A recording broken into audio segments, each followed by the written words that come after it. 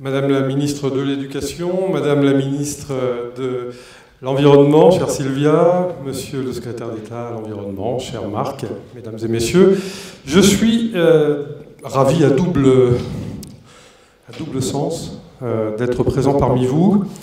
Tout d'abord parce que Andorre est un pays formidable. Comme le disait tout à l'heure notre modérateur, je suis passionné de géographie, passionné de paysages, passionné de cartographie et d'environnement, bien entendu. Et quand on connaît un petit peu Andorre, j'ai eu l'occasion d'y venir quelques fois, c'est un grand plaisir d'y revenir à chaque fois. Et donc je découvre ces paysages merveilleux de montagne, avec en plus un soleil radieux. Donc c'est exceptionnel. Et puis un grand merci d'abord pour m'accueillir, et puis surtout pour l'accueil que vous m'avez réservé, pour l'organisation. Merci Marie-Angèle. Et encore une fois, merci pour l'intérêt que vous portez autour de l'environnement, tous, et je parle à toute la salle, et notamment pour l'économie circulaire que je vais essayer de vous présenter. Alors, je ne suis pas un écologiste comme on pourrait l'entendre, c'est-à-dire, on va dire, intégriste. Je suis d'abord un scientifique, je suis ingénieur cartographe et docteur en sciences géographiques. Et effectivement, j'ai dirigé des instituts, Institut national de géographie à Paris, et puis des entreprises privées qui m'ont conduite à connaître un petit peu le mode d'emploi d'une entreprise, alors des grosses et des petites entreprises. Et je me suis évidemment intéressé à toutes les problématiques environnementales, soit au sein des entreprises, soit à l'extérieur. Mon métier m'a aussi conduit souvent de fois, et même plus que souvent de fois, à faire quelques tours du monde. J'ai eu la chance de voyager beaucoup, de traverser des contrées qui ne sont pas souvent traversées par toute notre population, des contrées un peu sauvages.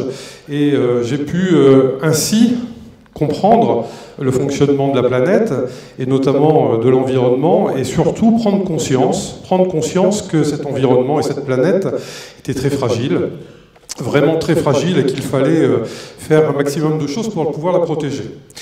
Alors, en revenant de tous ces voyages et en étant un petit peu plus sérieux, donc moins saltimbanque, je me suis posé un petit peu sur la fin, et je dirige effectivement l'Institut national de l'économie circulaire à Paris depuis 2017. C'est un institut qui regroupe environ 200 acteurs qui sont privés, publics, ONG, associations, et ce qui nous permet de faire un tour d'horizon avec ces acteurs de ce qu'est l'économie circulaire et de savoir comment nous pouvons avancer ensemble pour faire un maximum de choses dans le bon sens, dans le sens positif de l'économie circulaire. Je dirige aussi, enfin je co-préside aussi, et le modérateur le disait à l'instant, une fédération européenne de l'économie circulaire qui s'appelle OCCE, donc Organisation for Climate and Circular Economy à Bruxelles. Et cette organisation, qui est en fait un modèle reproductif de ce qu'est l'Institut national de l'économie circulaire, qui lui existe depuis 6 ans, mais avec des intentions évidemment européennes, qui m'a permis aussi de rencontrer un certain nombre de ministres de l'environnement européens. J'en ai rencontré à peu près 80% autour de l'Europe. Et je me suis aperçu en discutant avec toutes ces personnalités politiques qu'en fait, chacun travaillait dans sa bulle nationale, et que l'économie circulaire était traitée de façon très, on va dire, locale, même si c'est national, locale, c'est-à-dire très ciblée sur le pays. Et finalement, il y a eu des demandes particulières de la part de certains gouvernements, en disant on aimerait bien travailler avec d'autres, mais on ne sait pas comment faire, on n'a pas de solution. Alors il y a eu des one-shots, de fait, quelques solutions qui se sont développées de temps en temps, mais en fait, il y avait un manque. Donc cette fédération européenne va combler le manque, et nous allons travailler main dans la main avec l'ensemble des pays européens qui vont évidemment s'associer sur des projets que nous allons développer autour de l'économie circulaire. Je vais vous expliquer ensuite ce qu'est l'économie circulaire, bien entendu, parce que, évidemment, c'est important de connaître un petit peu le sujet, pour ceux qui ne le connaissent pas forcément bien. Donc je vais vous expliquer ça dans 2 minutes. Et puis, toujours pour rester sur le développement de mes activités, je me suis aperçu aussi que finalement, l'économie circulaire, c'était la prise de conscience générale. Aujourd'hui, c'est une prise de conscience générale. C'est-à-dire que les industriels, les entrepreneurs, les collectivités, les gouvernements, les associations ont pris conscience qu'il y avait un changement à opérer aujourd'hui autour de la planète, un changement radical, parce que, comme vous le savez, je ne vous l'apprends pas, nous avons des ressources naturelles qui ne sont pas inépuisables, et nous sommes au-delà de ce qu'il est possible de consommer sur cette planète. Donc, il est temps, il est même plus que temps, de passer à cette nouvelle économie dite circulaire, et de pouvoir agir les uns avec les autres, et j'insiste sur le terme les uns avec les autres, pour pouvoir faire avancer cette nouvelle économie. Alors l'économie circulaire, en bref, je vous donnerai une définition peut-être un peu plus poussée tout à l'heure, mais en bref, c'est d'abord passer d'un modèle de réduction d'impact à un modèle de création de valeur. Parce que l'économie circulaire, ça ne s'arrête pas au recyclage, ça n'est pas que du recyclage, surtout pas. Le recyclage et le traitement des déchets font partie de l'économie circulaire, mais ça ne s'arrête pas là. On le voyait tout à l'heure avec la démonstration que nous a faite Sylvie Faucheux. On parle d'économie de la fonctionnalité, donc ça rentre dans le système de l'économie circulaire. Et puis tout un tas d'autres thèmes qui sont développés autour de l'économie circulaire, parce que nous créons de la valeur sur l'ensemble de ces thèmes.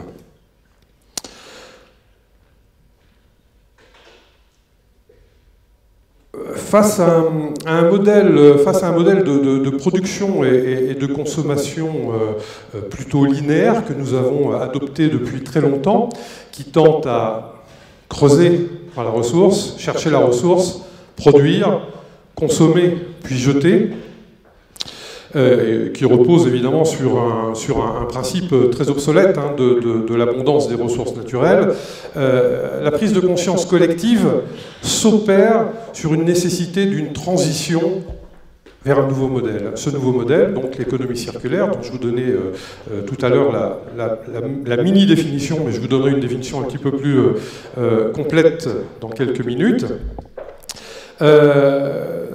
nous permet de mieux comprendre comment nous pouvons avancer ensemble sur ce nouveau modèle.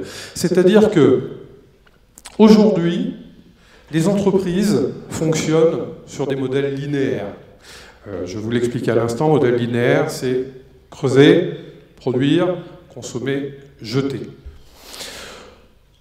On est en train de changer, je vous le disais, mais le problème de l'économie circulaire, parce qu'il y a quand même des problèmes qu'il faut soulever, et ces problèmes, il faut les résoudre, pour les entreprises notamment, c'est changement de business model. Changement de business model qui est quand même relativement important pour une entreprise qui fonctionne bien, qui gagne de l'argent, qui évidemment c'est son but, gagner de l'argent, faire avancer sa production et puis fonctionner avec des salariés. Il faut qu'elle soit maintenue dans son économie traditionnelle, mais si on lui demande de changer son business model pour obtenir une économie circulaire, évidemment, il y a des doutes qui se mettent en place. Et ces doutes-là, il faut les faire sauter. Donc il y a des leviers, et aujourd'hui nous avons donc à l'Institut national de l'économie circulaire travaillé sur les leviers de l'économie circulaire pour pouvoir expliquer à ces entreprises, petites, moyennes et grandes, qu'en fait, il est possible de modifier un business model, de repartir pratiquement de zéro, en investissant un petit peu, c'est clair, mais en prenant le moins de risques possible. L'économie circulaire, on le voyait tout à l'heure avec Sylvie aussi, c'est création d'emplois, localisation, relocalisation d'emplois, création, et bien entendu, c'est une économie qui nécessite une réflexion forte autour de l'environnement. Parce qu'on ne peut pas passer à l'économie circulaire sans croire quelque part à l'écologie, sans croire à l'environnement, sans croire au développement de l'environnement. Donc, la prise de conscience est importante. Les entreprises, les ONG, les collectivités locales et les gouvernements l'ont compris. On est en train d'avancer dans ce sens-là. C'est formidable. Mais par contre, la population n'est pas sensibilisée, n'est pas complètement sensibilisée. Il y a des mouvements qui se forment, on le voit bien, avec des jeunes qui aujourd'hui crient dans la rue qu'il faut faire très attention à l'environnement, que le climat est en train de changer, que les climats changent. On voit les exemples de Greta Thunberg qui emmène derrière elle un certain nombre de jeunes. Mais la population ne sait pas ce que c'est que l'économie circulaire. Et malheureusement, on est aujourd'hui devant quelque part un mur, parce que d'un côté, on a les entreprises qui y croient, et les collectivités ainsi que les gouvernements, les associations qui ont compris, mais la population ne sait pas ce que c'est. Et pour vous donner l'exemple que je citais tout à l'heure à Madame l'ambassadrice de France, lors d'un déjeuner, nous avons fait un sondage auprès de la population française, en leur demandant, en leur posant la question, pour vous, qu'est-ce que l'économie circulaire? Qu'est-ce que vous entendez par ce terme? Et en fait, la réponse qui revient le plus fréquemment dans ce sondage, c'est blanchiment d'argent. Blanchiment d'argent. Et blanchiment d'argent, en fait, alors on a compris pourquoi, parce que économie, donc argent, circulaire qui tourne, donc l'argent, machine à laver, enfin j'imagine qu'il y a une cause à effet. Et en fait, les gens, dans la majeure partie de la population, ne savent pas ce que cela veut dire. Ce qui est relativement grave. Donc il est important, et là je parle pour la France dans un premier temps, mais aussi au niveau planétaire, de communiquer autour de ce qu'est l'économie circulaire, même si c'est quelque part un mot un petit peu barbare, que les Américains ne connaissent absolument pas. C'est un terme, économie circulaire, que les Américains refusent ou même refoulent complètement. Parce que ça ne veut rien, pour eux, ça ne veut rien dire. Donc ils sont sur développement durable, environnement, et pour ceux qui sont intéressés évidemment par l'écologie. Donc ce terme-là, il faut communiquer autour, donc il est important que tout le monde s'empare de ce terme-là et le propage en expliquant de son côté à quoi il correspond, parce que si la population ne comprend pas le terme économie circulaire, la population en fait, ce sont, comme vous, comme moi, des consommateurs qui achètent des produits, qui consomment, mais qui donnent aussi, dans leur consommation, des ordres à des industriels, puisque on va acheter des choses que l'on aime et que l'on chérit pour pouvoir les consommer. Mais si on donne à des industriels des ordres qui ne bougent pas, c'est-à-dire je continue à acheter des produits qui ne rentrent pas dans le cycle de l'économie circulaire, les industriels ne changeront pas leurs produits, voire très peu. Et eux, ce qui les intéresse, c'est de vendre, c'est de commercialiser. Donc, il est important de faire bouger les choses. Nous avons décidé, donc, à l'Institut national d'économie circulaire, de faire une campagne de communication forte, télévisuelle et numérique, autour de ce thème et de propager en fait la bonne parole et surtout le terme, la définition de ce qu'est l'économie circulaire, en essayant de vulgariser ce terme pour la population, parce que il est important que tout le monde comprenne précisément à quoi il correspond, en faisant des petites minutes, la minute de l'économie circulaire tous les soirs à la télévision, et d'y placer un thème. Alors c'est le thème de l'énergie, le thème de la consommation alimentaire, le thème de la mobilité, etc., etc. Mais pour que les gens intègrent en fait que tout ça c'est de l'économie circulaire et qu'il y a possibilité de demander aux industriels de faire bouger les choses. L'économie circulaire, c'est aller vers une économie du bon sens. Ces constatations qui confirment en fait que l'urgence d'une transition vers un modèle sobre et efficient sont dans l'utilisation des ressources. Parce que, je le disais encore tout à l'heure, nos ressources sont malheureusement inépuisables, ne sont pas malheureusement inépuisables, et nous ne pourrons pas aller plus loin. Nous aurons du mal à aller chercher plus de ressources naturelles, et nous allons certainement aller à la catastrophe si nous continuons ainsi. Donc l'économie circulaire, c'est globalement, c'est ça. C'est-à-dire, c'est consommer mieux, consommer de la ressource, mais de la ressource différente, de la ressource qui a déjà été utilisée. Et je vais vous donner une définition, cette fois-ci, un petit peu plus claire. Alors, je vais la lire, parce que comme ça, je l'ai écrite, et ça va vous permettre peut-être de comprendre précisément, au mot par mot, à quoi cela correspond. Donc l'économie circulaire, c'est un principe d'organisation économique visant à découpler la création de valeur sociétale de l'impact sur l'environnement à travers une gestion optimisée des ressources.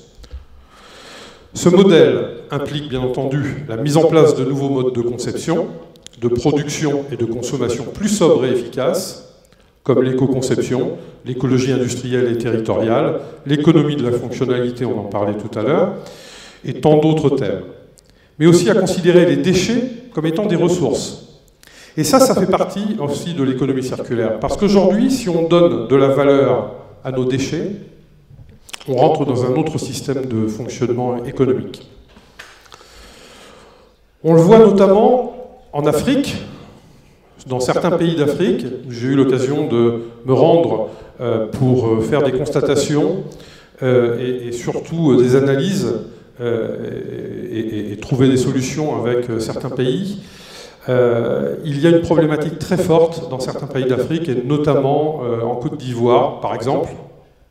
C'est la problématique des déchets du bâtiment, qui est une problématique aussi, d'ailleurs, endorane, quelque part, parce qu'il y a de la construction, des immeubles qui se créent régulièrement, et puis de la démolition, et on évacue, en fait, les déchets de cette construction. Et on se rend compte qu'en fait, cette problématique, elle se reporte sur pas mal de pays, donc la Côte d'Ivoire. Pour arriver à résoudre ce problème, il faudrait bien entendu d'abord une analyse profonde du système de fonctionnement de la démolition et de la construction du pays, de fonctionnement gouvernemental, mais aussi trouver des solutions des solutions de micro-organismes qui pourraient être mises en place au sein du pays. Donc c'est ce qu'on voit avec la Côte d'Ivoire, par exemple, qui est en train de traiter la solution pour éviter de faire partir leurs déchets, leurs déchets du bâtiment sur d'autres secteurs, et quelquefois même d'autres continents. D'une part, on gagnerait du temps sur la ressource, enfin sur le transport de la ressource, puisqu'il resterait dans le pays et on pourrait réutiliser cette ressource une fois recyclée. D'autre part, on aurait évidemment moins de CO2, moins de consommation de carbone parce que moins de déplacements. Et puis, évidemment, ça pourrait créer des emplois. On parlait d'emplois tout à l'heure, ça pourrait créer des emplois en local parce que tous ces nouveaux métiers autour des micro-organismes sont des métiers qui vont se développer de plus en plus, et on le voit bien, ça a commencé en France notamment, avec des centres de tri qui se créent un peu partout. Alors, pas que des centres de tri liés à la population, mais des centres de tri professionnels, et notamment, je pense, autour de la construction du Grand Paris, où on est en train de travailler sur la mise en place de centres de recyclage, de tri et de déplacement de déchets du bâtiment, parce que ce sont des milliers de tonnes qui sont accumulées chaque année, des milliers de tonnes, et ça devient catastrophique. Et Abidjan a exactement le même problème. Donc Abidjan est en train de réfléchir à monter un institut de l'économie circulaire pour traiter ces problématiques déchets, donc, et de recyclage. Et c'est une petite phase, mais une première phase en tout cas pour l'Afrique, parce que c'est la phase la plus importante, celle sur laquelle nous avons commencé aussi en France à travailler, le recyclage dans l'économie circulaire. Mais aujourd'hui, on déploie tout un tas d'autres outils et de leviers qui permettent d'aller plus loin dans nos démarches d'économie circulaire. Ce modèle, évidemment, repose sur la création de boucles positives qui génèrent de la valeur à chaque utilisation ou réutilisation de la matière avant destruction finale. Donc ça ne peut être que bénéfique pour l'ensemble du système de construction. Il s'agit de passer surtout d'une économie de la quantité à une économie de la qualité, évidemment, en s'appuyant sur la mise en place de boucles plutôt courtes, et puis une logistique qui serait évidemment optimisée. En France, nous avons travaillé, je vous donne un exemple parce que, évidemment, je travaille beaucoup sur le territoire national, enfin français, autour de l'économie circulaire.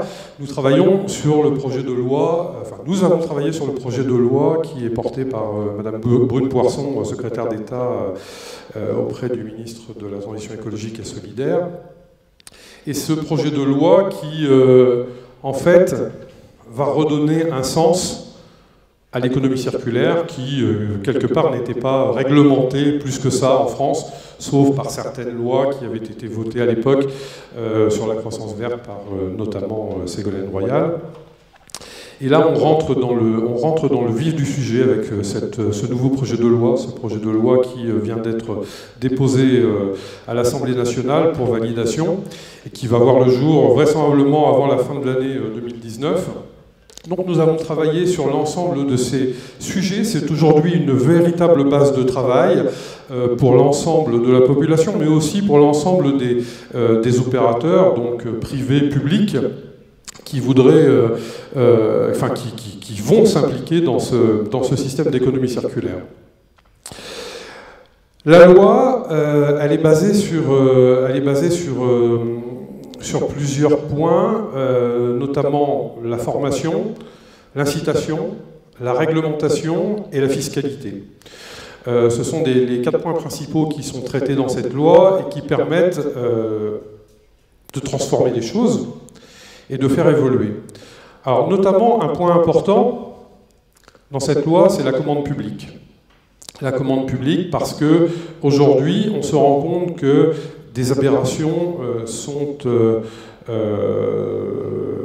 qu'il y a des aberrations dans le système administratif, notamment, je vais vous donner un exemple, j'en parlais tout à l'heure, j'en parlais à midi avec l'ambassadrice.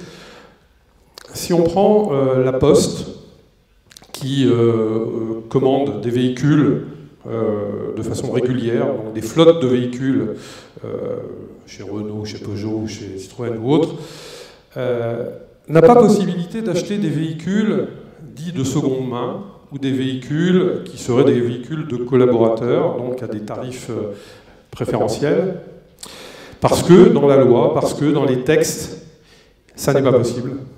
Lorsqu'ils passent commande, ils passent commande de véhicules neufs.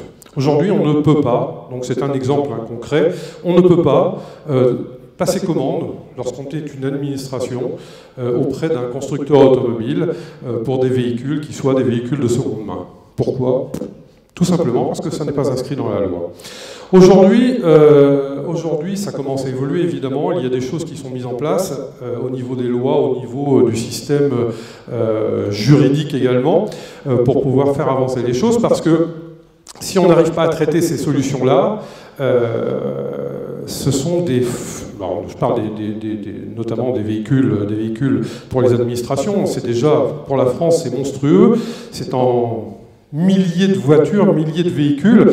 Donc, lorsqu'on fait la multiplication par le nombre d'administrations et le nombre de véhicules, rien qu'en Europe, le chiffre est, j'imagine, catastrophique. On a, évidemment, dans cette loi,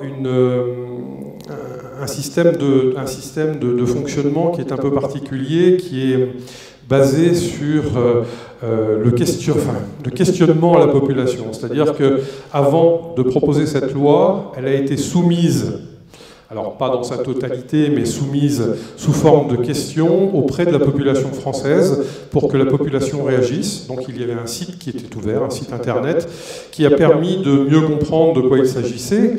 Alors la population s'en est pas vraiment emparée complètement parce qu'il y a eu quand même pas mal de réponses, mais sur la population française, c'est vrai que les retours ont été d'environ une trentaine de milliers, donc finalement c'est très peu par rapport au nombre de personnes qui vivent sur le territoire. Mais c'était démocratique, et ce qui a permis aussi de faire des propositions intéressantes et importantes auprès du ministère de la Transition écologique. Alors, ils se sont basés sur toutes ces réponses. Ils se sont basés évidemment sur le travail des acteurs de l'économie circulaire, dont l'Institut national d'économie circulaire fait partie évidemment, sur des outils qui ont été proposés à des industriels pour pouvoir répondre à un certain nombre de projets et de questions autour de cette loi. Et la loi, donc, qui va bientôt voir le jour, va permettre de fonctionner différemment. Alors, fonctionner différemment, ça veut dire de trouver des solutions pour passer sur cette nouvelle économie circulaire. Et dans le cadre de cette loi, l'Institut national d'économie circulaire a fait 10 propositions, 10 mesures qui ont été proposées pour faire avancer aussi un petit peu plus cette loi qui n'est qu'une base aujourd'hui, et nous allons travailler sur aussi des amendements qui sont pratiquement prêts et que nous allons déposer auprès du Parlement pour compléter, agrémenter cette loi. Alors, il y a 10 mesures que nous avons décelées et proposées donc à Brune Poirson pour intégrer dans son projet de loi, qui sont les suivantes. C'est d'une part déployer l'innovation au service de l'économie circulaire sur les territoires, parce que l'innovation est une phase importante, et on le voyait hier avec l'intervention de Madame Castro. Sylvie Fauchon en a parlé également. L'innovation fait partie intégrante de ce que peut être l'économie circulaire. Sans l'innovation, je pense que l'économie circulaire mettra plus de temps à se développer. Accélérer la mise en œuvre de la comptabilité extra-financière. Alors ça, c'est pareil, c'est un levier important aujourd'hui de l'économie circulaire. La comptabilité extra-financière qui réintègre dans les bilans tout ce qui n'est pas possible d'ajouter aujourd'hui, notamment la consommation de CO2, notamment les data, et qui viennent au bénéfice d'un bilan d'entreprise. Il faut aller aussi vers un principe d'interdiction de destruction des invendus. Et là, on a vu en France dernièrement des positions qui ont été prises par le gouvernement à ce sujet. Donc c'est une proposition que nous avions faite, une mesure que nous avions proposée donc à Brune Poirson, qui a porté cette proposition assez haut. Former à l'économie circulaire dès le plus jeune âge. Madame la ministre de l'Éducation, je pense qu'effectivement l'économie circulaire rentre dans le cadre de vos fonctions également. Et je pense que le fait de travailler, je pense que vous travaillez ensemble avec Madame la ministre de l'Environnement en Andorre, et comme vous êtes proches parce que le pays, le gouvernement est un petit peu plus petit qu'en France et que la lourdeur administrative n'est pas celle que nous avons, et je vous en félicite, je pense qu'il y a des tas de choses à faire dans cet esprit-là, et de trouver des solutions ensemble entre l'éducation et l'environnement, parce que si nous n'apprenons pas aux générations futures à mieux consommer, à mieux fonctionner en matière d'environnement, évidemment, nous n'arriverons pas à développer ce que nous voulons développer en matière d'économie circulaire et surtout d'environnement. Nous avons aussi fait des mesures, je les relis dans l'ordre, c'est pour ça que je reviens au pupitre.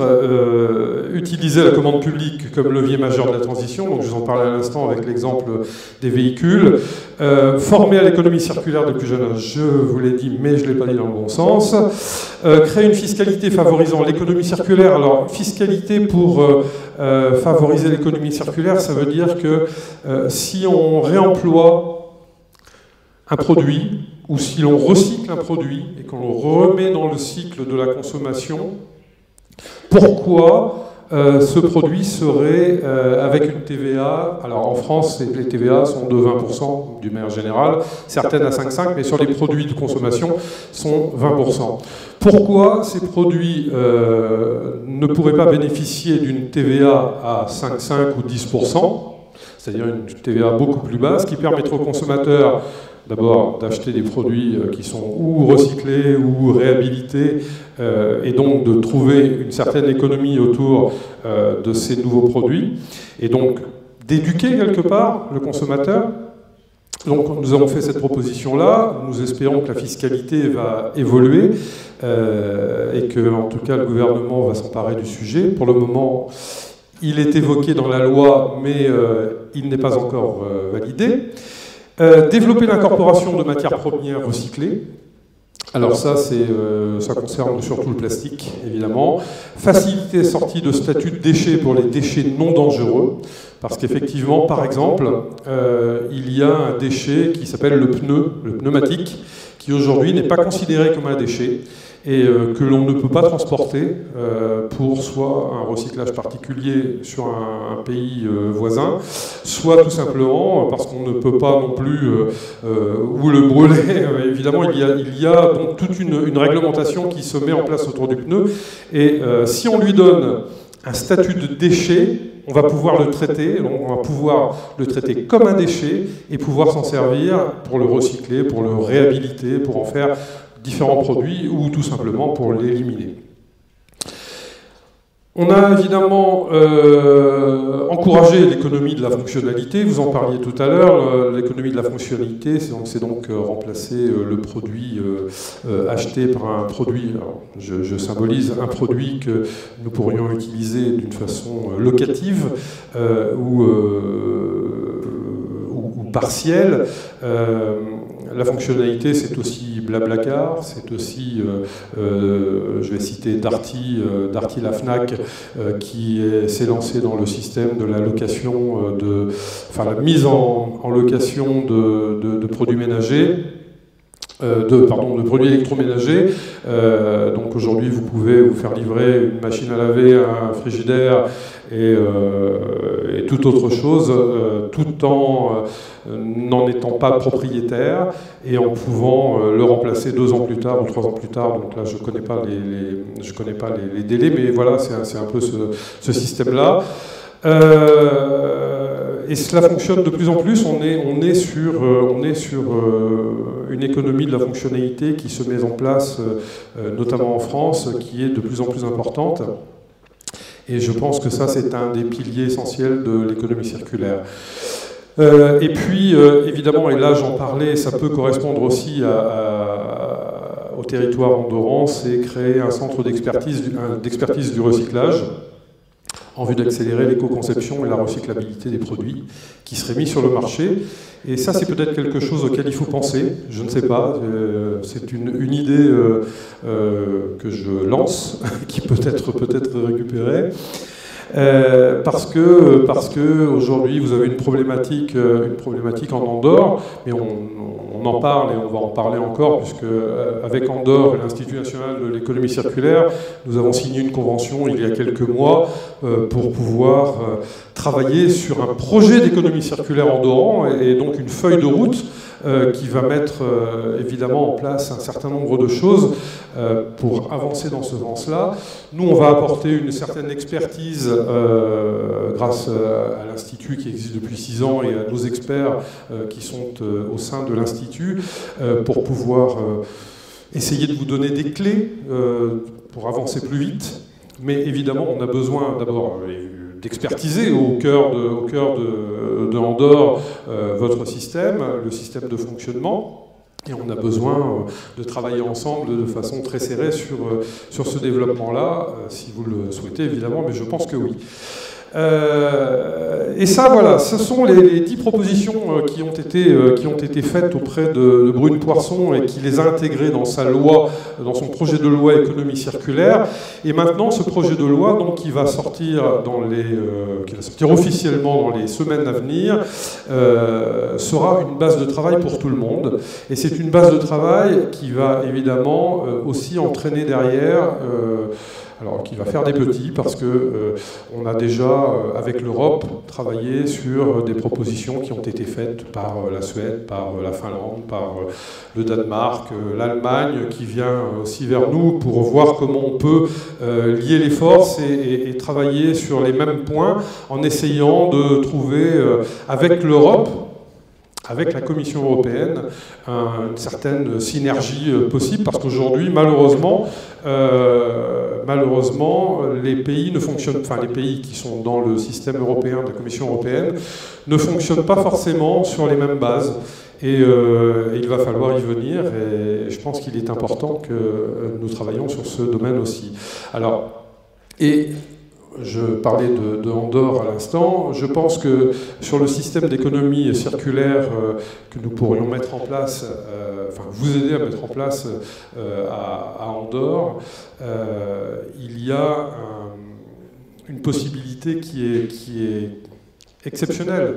D'une part, vous avez un pays qui n'est pas très grand, avec un gouvernement entre guillemets restreint par rapport, là, je fais des comparaisons avec la France, donc un gouvernement restreint, vous avez des possibilités de prendre des décisions plus rapidement que le gouvernement français, on le voit bien, hein. Donc une certaine agilité dans la manière de procéder, ce qui peut permettre d'aller vite et de faire d'Andorre un territoire d'exception, un territoire d'innovation en matière d'économie circulaire, mais aussi un territoire que nous pourrions montrer en exemple dans le monde entier. Parce qu'en fait, le but de l'OCCE et de l'Institut national de l'économie circulaire, c'est d'aller présenter des exemples qui fonctionnent à l'extérieur pour aller plus vite dans les démarches d'économie circulaire qui sont à l'extérieur. Donc, je pense que, et là, c'est pas de la démagogie ou de la politique, c'est vraiment, et on en parlait avec François-Michel Lambert, le président de l'Institut, et Madame la Ministre, je pense que Andorre peut être, demain, le territoire de représentation de ce que pourrait être l'économie circulaire, au moins en Europe, même s'il ne fait pas partie du système européen et de la Commission européenne, c'est pas du Parlement européen, mais nous pourrions le présenter comme étant un territoire d'exception et d'exemple. Parce que vous allez vite, parce que vous avez un terreau qui est aujourd'hui essentiel pour arriver à faire fonctionner le système d'économie circulaire. Et en plus, vous avez des problématiques qui sont les suivantes, des problématiques qui ne sont pas forcément traitées partout, le tourisme, la construction et le commerce. Et aujourd'hui, l'économie circulaire, on ne les a pas encore appliquées à ces trois domaines, si, la construction, pardon, mais on ne les a pas appliquées aux deux autres domaines, donc le tourisme et le commerce. Et si on arrive à trouver des systèmes et des solutions qui permettent d'aller plus loin dans la diffusion de l'économie circulaire dans le monde grâce à un système mis en place à Andorre, je pense que ça ne peut être que bénéfique pour les Andorrans, mais ça peut être bénéfique pour tout le monde d'ailleurs, y compris pour l'Institut national d'économie circulaire qui travaille avec vous. Mais voilà, je lance une perche. Je pense qu'il faut vraiment réfléchir ensemble à ces trois thèmes. Bon, la construction, on la connaît, nous, un petit peu, parce qu'on la pratique, et notamment avec le Grand Paris, la métropole du Grand Paris, on la pratique aussi sur d'autres grandes métropoles. Mais par contre, le commerce et le tourisme sont des thèmes qui ne sont pas vraiment traités, et sur lesquels on peut travailler ensemble et on peut avancer. On peut mettre à disposition d'Andorre un certain nombre d'experts que nous avons à bord de l'Institut pour pouvoir travailler sur ces thèmes-là. Je pense que c'est une idée qui peut faire sa route. Et évidemment, l'éducation nationale à Andorre, qui va appuyer les systèmes d'économie circulaire, ça me paraît essentiel également.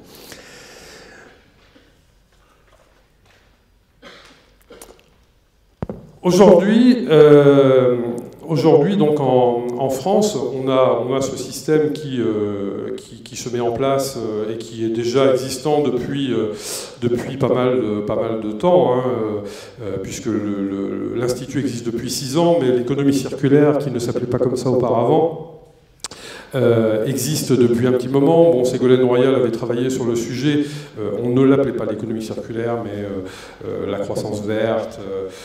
Il y a déjà des phénomènes qui apparaissaient à cette période-là. Et même d'ailleurs, Jean-Louis Borloo, qui était ministre auparavant, et avec qui j'ai eu la chance de travailler, a développé donc le Grenelle de l'environnement. Et dans le Grenelle de l'environnement, il y avait des points particuliers qui traitaient d'économie circulaire, mais nous ne le savions pas, enfin nous ne l'appelions pas comme ça à l'époque. Et on les retrouve, évidemment tout un tas de choses aujourd'hui qui sont dans la loi Poisson. Mais tant mieux parce que ça se développe, parce qu'aujourd'hui l'économie circulaire est une économie essentielle, est une économie qu'il faut prendre à bras-le-corps. Et je pense que tout le monde doit l'entendre. Et j'insiste sur ce point parce que j'insiste vraiment sur ce point. Je pense que la prise de conscience, c'est la chose qu'il va falloir intégrer en premier pour faire avancer l'économie circulaire et les sujets évidemment environnementaux. La prise de conscience, je pense que vous qui êtes dans la salle, vous avez déjà fait un pas, vous avez déjà passé le pas, mais il y a un certain nombre de personnes aujourd'hui qui ne savent pas ce que veut dire ni économie circulaire, ni climat, qui ne l'entendent pas, qui ne veulent pas l'entendre parce que quelque part ça ne les intéresse pas, parce qu'ils ne sont pas concernés, parce qu'on voit midi à sa porte et qu'on a d'autres problèmes. Mais on arrive sur des sessions planétaires qui sont des sessions particulières. Je parlais de climat, tout simplement parce qu'on peut faire un lien entre le climat et l'économie circulaire. Le climat, on voit notamment en Floride et aux Bahamas d'Orient, le cyclone qui s'est abattu en premier sur les Bahamas et qui a fait quand même des dégâts à une force impressionnante. Il y a quand même un petit problème, il y a un petit souci, parce que là, on est arrivé à des points où on n'arrive pas à maîtriser. On arrive difficilement à maîtriser. Donc ces problèmes de climat, je pense qu'il faut les intégrer, je pense que c'est important. Alors après, il y a des gens qui sont climato-sceptiques. Les climato-sceptiques, alors je respecte, on peut ne pas y croire, on peut ne pas croire que tout ça c'est dû à la main de l'homme. Et puis, il y a ceux qui croient que l'homme y est pour quelque chose. Et puis, évidemment, il y a le cycle de la Terre, le cycle de la planète.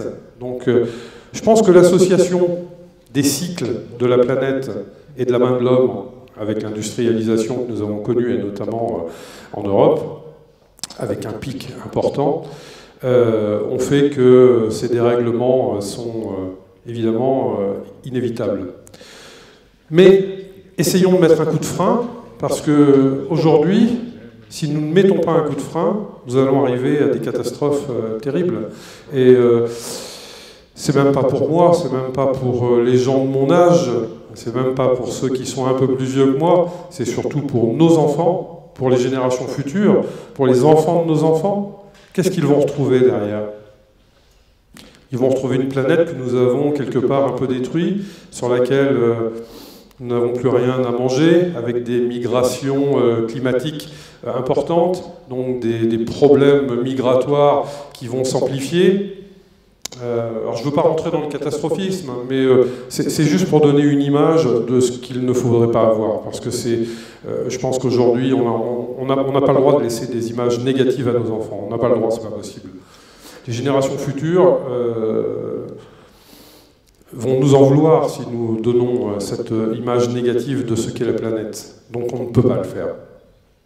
Et l'économie circulaire, c'est un outil. C'est un outil. C'est un outil qui va nous permettre d'avancer, c'est un outil qui va nous permettre d'aller plus loin dans ces démarches environnementales, peut-être de lutter contre le climat, problème de climat, parce qu'on va trouver des solutions innovantes, qui rentreront dans le cadre des énergies nouvelles, dans le cadre des batteries que nous développons, même jusqu'en Chine. La Chine est précurseur de... ce gouvernement chinois est précurseur de ce qu'est l'économie circulaire.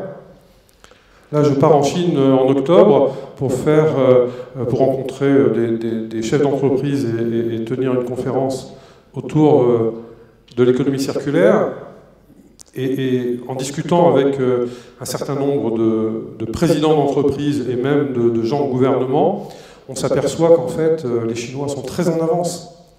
Alors oui, ils ont effectivement une industrialisation importante.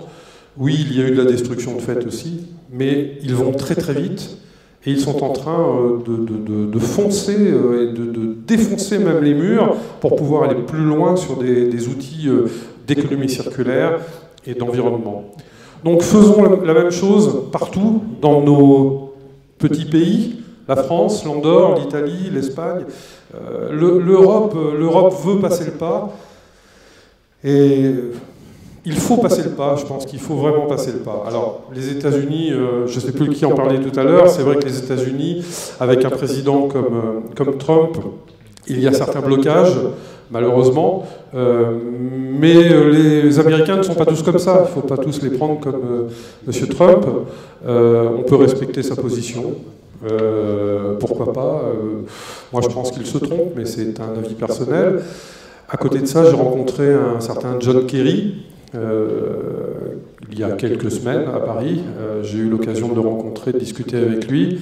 Et John Kerry, qui est un homme visionnaire, qui va dans le sens de l'environnement, est un support important pour les États-Unis. Il n'est pas le seul, hein. Il y en a d'autres qui travaillent aussi. J'ai eu la chance de rencontrer Leonardo DiCaprio à Paris dans le cadre de la présentation de son film et puis de sa fondation. Et c'est vrai que Leonardo DiCaprio fait un maximum de choses pour l'environnement. On a parlé d'économie circulaire, alors comme je disais, les Américains, économie circulaire, c'est un terme qu'ils ne connaissent pas. Mais on arrive à s'entendre sur l'environnement, le développement durable. Mais ils comprennent les systèmes que nous mettons en place, ils les comprennent. Et je pense qu'ils vont aussi, aux États-Unis, arriver à développer des choses que nous allons développer en Europe pour aller plus loin dans cette démarche d'économie circulaire. Je parlais des enfants tout à l'heure et des générations futures. Je voudrais citer Saint-Exupéry, Antoine de Saint-Exupéry, qui disait « Nous n'héritons pas de la terre de nos ancêtres, mais nous l'empruntons à nos enfants ». Et je vais terminer sur cette phrase qui est un symbole de la prise de conscience et qui, à mon avis, restera dans l'esprit de chacun, je l'espère. Et en tout cas, je vous remercie infiniment de m'avoir écouté.